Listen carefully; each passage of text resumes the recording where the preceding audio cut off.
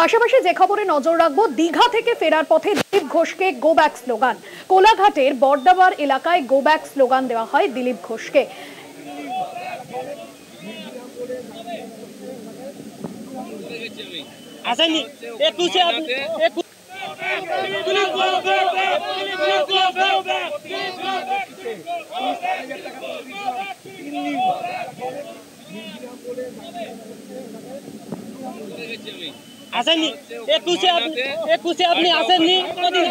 দেখছেন সেই ছবি, দীঘা থেকে ফেরার পথে দিলীপ ঘোষের গাড়ি আটকে বেশ কয়েকজন গো ব্যাক স্লোগান দিতে থাকেন। তার গাড়ি ঘিরেই গো ব্যাক স্লোগান দেওয়া হয়।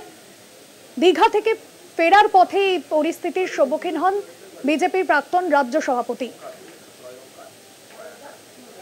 সৌম্যজিৎ চট্টোপাধ্যায় রয়েছেন আমাদের প্রতিনিধি ফোন লাইনে। সৌম্যজিৎ, কে বা কারাই গো ব্যাক স্লোগান দেন, কি জানা যাচ্ছে?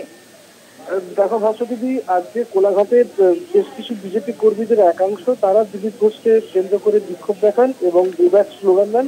কাজেরও দেখা যায় যে দিলীপ ঘোষের স্ত্রী রিঙ্কু মজুমদার তিনিও বর্ষায় জড়িয়ে পড়েন। মূলত গতকালকেই জগন্নাথ ধামে, দীঘার নবনির্মিত জগন্নাথ ধামে দিলীপ ঘোষ শাস্ত্রী গিয়েছিলেন। মুখ্যমন্ত্রীর সাথে তারা আলাপ আলোচনায় মেতে ওঠেন, সেই ছবিও দেখা যায়।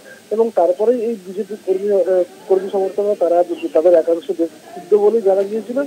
এবং দিলীপ ঘোষ যখন আজকে দীঘা থেকে ফিরে কোলাঘাটে একটি চা চক্রে অংশ নেন, তখনই কিন্তু বিজেপি কর্মী সমর্থকদের একাংশ তাকে ঘিরে বিক্ষোভ দেখান বলে জানা গিয়েছে। অবশ্য দিলীপ ঘোষ যেটা দাবি করছেন যে পার্টিতে নতুন কিছু লোক এসছে, তারাই এই সমস্ত বিশৃঙ্খলা তৈরির চেষ্টা করছে। ধন্যবাদ জানাবো। সৌম্যজিৎ চট্টোপাধ্যায় ছিলেন আমাদের প্রতিনিধি ফোন লাইনে।